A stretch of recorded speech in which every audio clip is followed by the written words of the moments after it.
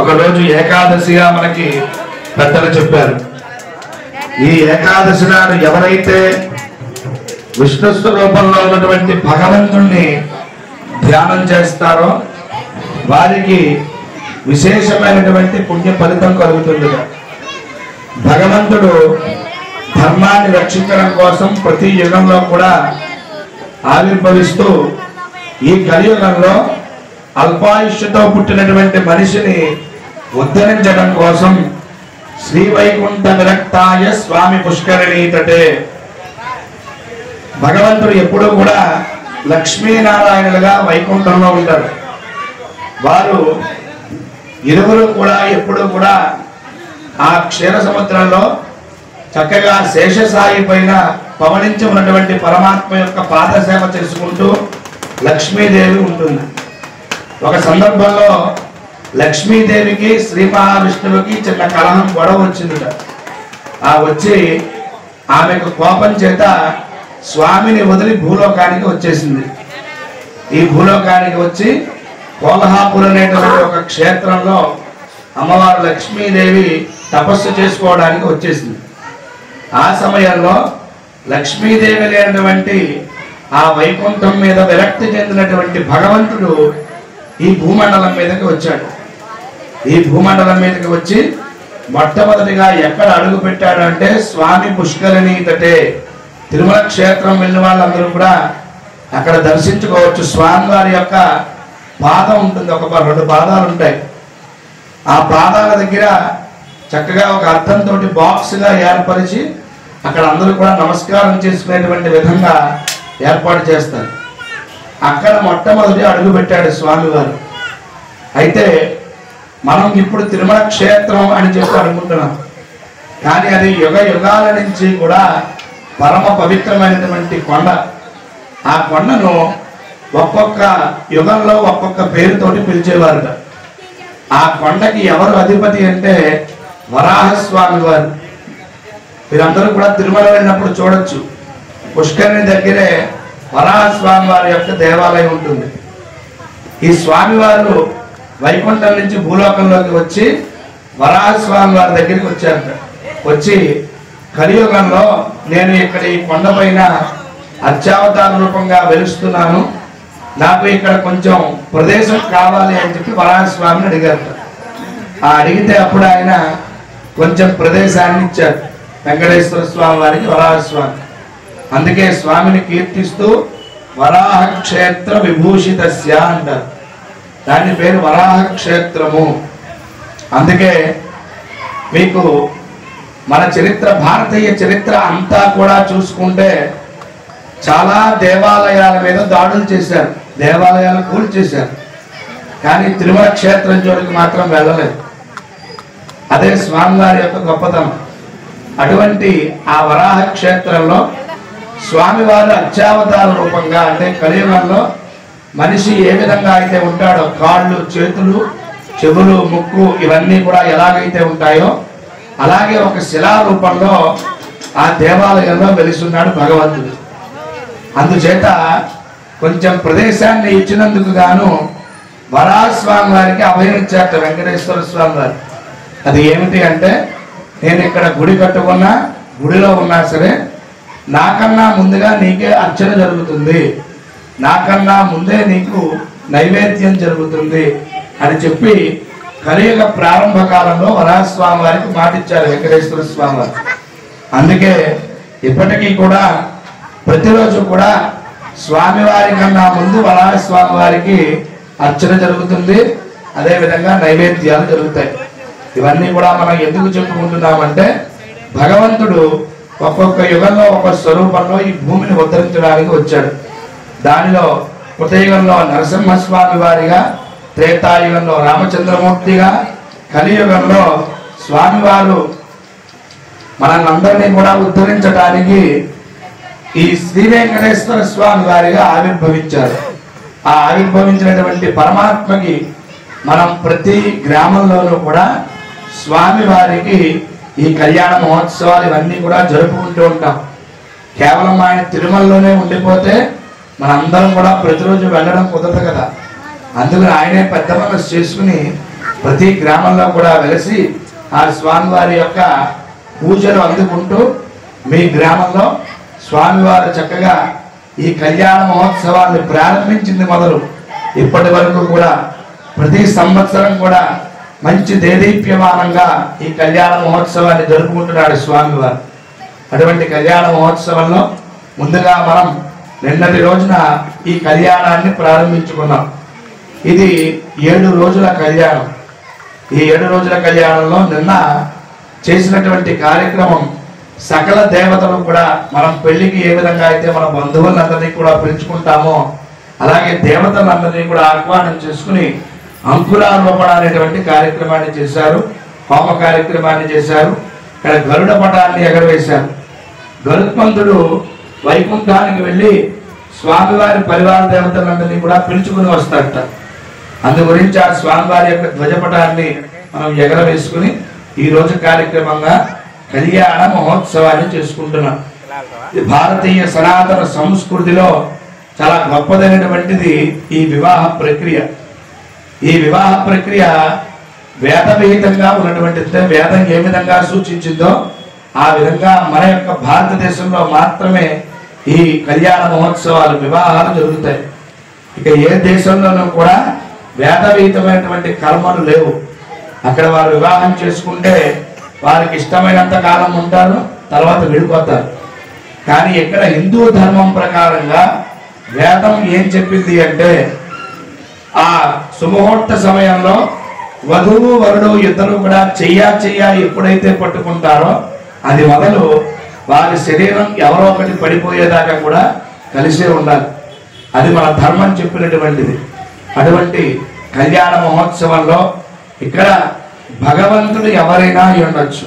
వెంకటేశ్వర స్వామి వారైనా, కృష్ణ పరమాత్మ అయినా, సూర్య భగవానుడైనా, ఎవరైనా సరే అక్కడ కళ్యాణం చేసేటప్పుడు లక్ష్మీనారాయణ స్వరూపంలో ఉంటారు ఆ పెళ్లి కుమారుడు పెళ్లి కుమార్తెలు కూడా.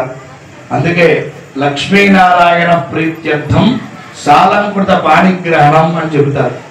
అటువంటి లక్ష్మీనారాయణుల యొక్క ప్రీతి కోసం అంటే ఇక్కడ కళ్యాణం ఎందు గురించి చెయ్యాలి అంటే, మనం ఈ భూమి మీద పుట్టినప్పుడు కొన్ని రుణాలతోటి పుడతాం. ఆ రుణాలు ఏమిటి అంటే దైవ రుణం, ఋషి రుణం, పితృరుణం అనేటువంటి రుణాలతోటి పుడతాం. ఈ రుణాలు తీరాలి అంటే, దైవ రుణం తీరాలి అంటే ఇటువంటి పూజా కార్యక్రమాలు తీసుకోవాలి. అలాగే ఋషి రుణం తీరాలంటే వంశాభివృద్ధి జరగాలి. పితృరుణం తీరాలి అంటే కన్యాదానాన్ని చెయ్యాలి. కన్యాదానం చేస్తే పితృదేవతలందరూ కూడా తృప్తి పొందుతారట. అందుకే కన్యాదానం చేసేటప్పుడు చాలా శ్రద్ధతోటి చేయమని చెప్పింది శాస్త్రం. ఈ రోజున జరిగేటువంటి వివాహాలు ఏ విధంగా ఉంటున్నాయో మనందరం కూడా కళ్ళారా చూస్తున్నాం. అంటే సుముహూర్తానికి ఒక పావు గంట 20 నిమిషాల ముందు కూడా అమ్మాయి అబ్బాయి వచ్చి కూర్చోవడం చాలా గగనం అయిపోతుంది. పెళ్ళాండి సమయానికి జీలకర్ర బెల్లం పెట్టించేయండి అయిపోతుంది. ఈ లోపు 10 మంది ఎవరో స్నేహితులు వస్తారు, అక్కడ చేసేటువంటి అల్లరంతా చేసేస్తారు, అయిపోయింది పెళ్లి. అందుకే ఆ పెళ్లిళ్ళన్నీ కూడా పెటాకులు అయిపోతున్నాయి. పూర్వకాలంలో మనకి ఒక కళ్యాణం చేయడము అంటే, ఒక వివాహం చేయడం అంటే యజ్ఞ సమానంగా భావించేవారు. ఈ కన్యాదానం చేసేటప్పుడు సంకల్పంలో చెబుతారు, సర్వయజ్ఞ కర్తు ఫలావాప్త్యర్థం అంటే యజ్ఞము చేసినటువంటి ఫలితం రావాలి అంటే ఈ కన్యాదానాన్ని చెయ్యాలట. అటువంటి సాలంకృత కన్యాదానాన్ని చేయటానికి కలియుగ ప్రత్యక్ష దైవం నిత్య కళ్యాణ చక్రవర్తి అయినటువంటి ఆ శ్రీ వెంకటేశ్వర స్వామి వారిని శ్రీ భూదేవులు అనేటువంటి ఇద్దరు కన్యకామణులకి ఇచ్చి చేసేటువంటి కళ్యాణ మహోత్సవం ఈ యొక్క కార్యక్రమం. ఈ కార్యక్రమాన్ని మనం కనులారా వీక్షిస్తే చాలు, మనకి అనేకమైనటువంటి దోషాలన్నీ కూడా పోయి పుణ్యాన్ని మనం సంపాదించుకుంటాం. మనందరం కూడా చేయాల్సింది ఏమిటి అంటే, ఇక్కడికి వచ్చాం, ఇది పాంచభౌతిక శరీరం. ఈ శరీరం అంతా కూడా ఇక్కడికి వచ్చినా సరే ఉన్నటువంటి ఆలోచనలు వేరే వేరేగా వెళ్ళిపోతూ ఉంటాయి. మనస వాచ కర్మణ త్రికరణ శుద్ధిగా ఇక్కడికి వచ్చినప్పుడు మనం ఏం చెయ్యాలి అంటే, ఆలోచించేటువంటి మనస్సు భగవంతుడి గురించి ఆలోచించాలి, మాట్లాడేటువంటి మాట భగవంతుడిదై ఉండాలి, చేసేటువంటి పని భగవంతుడిదై ఉండాలి. ఈ మూడు చేస్తే చాలు, మీ అందరికీ కూడా మొయ్యలేనంత పుణ్యం మీరు ఇంటికి తీసుకెళ్తారు. అందు గురించి చక్కగా జరిగేటువంటి ఈ మంచి కార్యక్రమాన్ని కనులారా వీక్షించండి.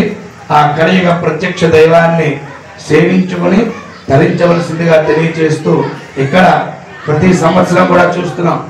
మొట్టమొదటిసారి ఇక్కడ కళ్యాణం చేసినప్పుడు చాలా తక్కువ మంది వచ్చారు. ఆ తర్వాత కొంచెం పెరిగారు.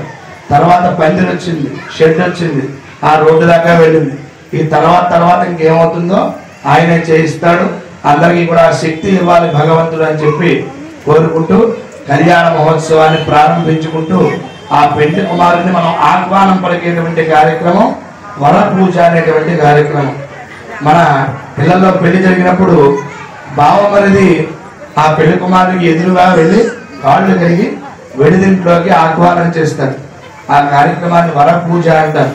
అటువంటి వర పూజ అనేటువంటి కార్యక్రమాన్ని మనం చేస్తూ ఈ కళ్యాణ మహోత్సవాన్ని ప్రారంభించుకుందాం. గోవిందా. ఆదో పచ్చళ్ళ దగ్గర అక్కడ అవన్నీ వేసుకుంటూ ఉంటారు. ఎందుకంటే ఒక సందర్భంలో గరుత్మంతుడు దేవలోకం నుంచి అమృతాన్ని తీసుకొచ్చాడు. ఆ అమృతాన్ని తీసుకొచ్చి ఈ దర్భల పొదల్లో పెట్టాడు అమృత పాండాన్ని. కొన్ని ఆ అమృత బిందువులు వీటి మీద పడటం వల్ల భగవంతుడి యొక్క కార్యక్రమంలో ఇవన్నీ కూడా పాలు పందుకునేటువంటి పవిత్రతని ఈ దర్భలు చేకూర్చుకున్నాయి. అందుచేత స్వామి వారికి దర్భాసనాన్ని సమర్పిస్తున్నారు. గోవిందా.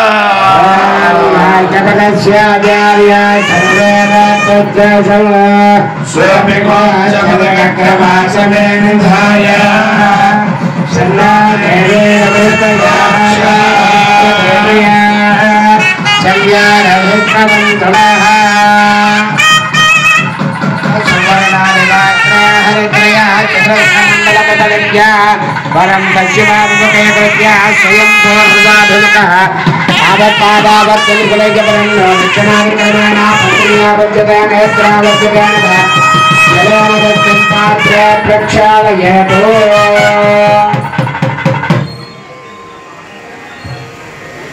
ఈ కార్యక్రమంలో స్వామివారిని వరుడిగా ఆహ్వానం చేసుకున్నాం. ఈ కార్యక్రమంలో మొట్టమొదటిగా స్వామివారి యొక్క పాదాలు కడిగేటువంటి కార్యక్రమాన్ని చేస్తున్నారు. ఇక్కడ స్వామివారి యొక్క పాదాలకి చాలా గొప్పదైనటువంటి ఘనత ఉంది.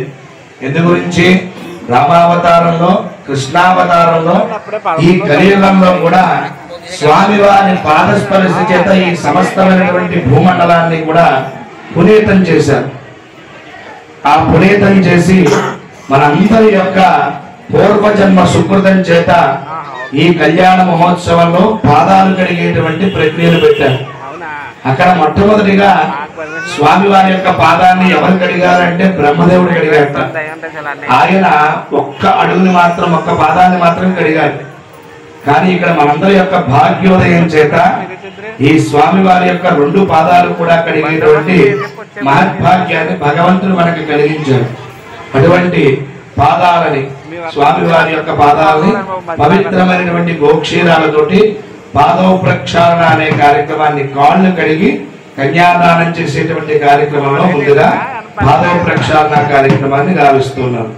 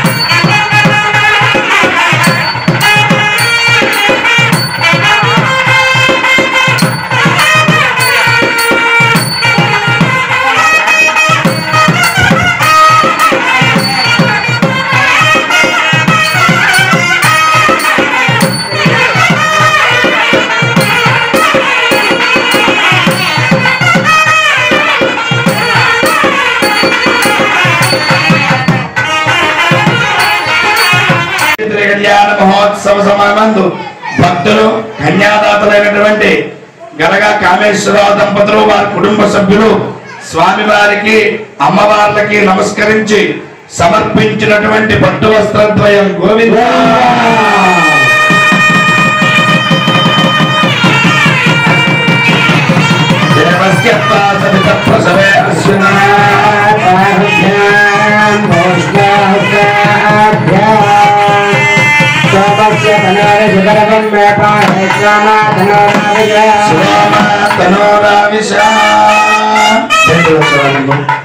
మా కళ్యాణ మహోత్సవంలో స్వామివారికి, అమ్మవారికి ఎవరైనా నూతన వస్త్రాలు, బట్టలు పెట్టేటువంటి సమయం,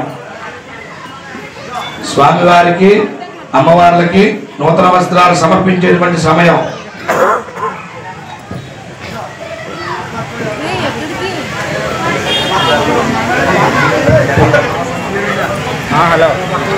అమ్మవారికి బట్టలు పెట్టేటువంటి సమయం.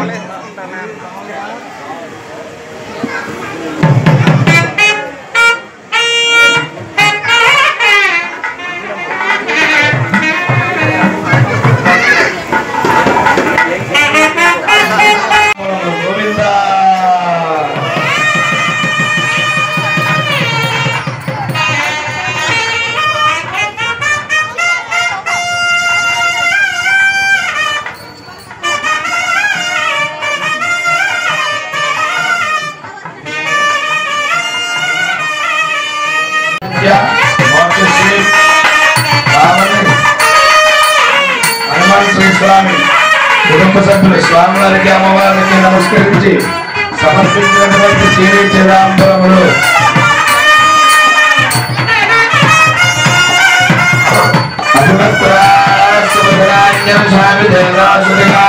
పూజమానః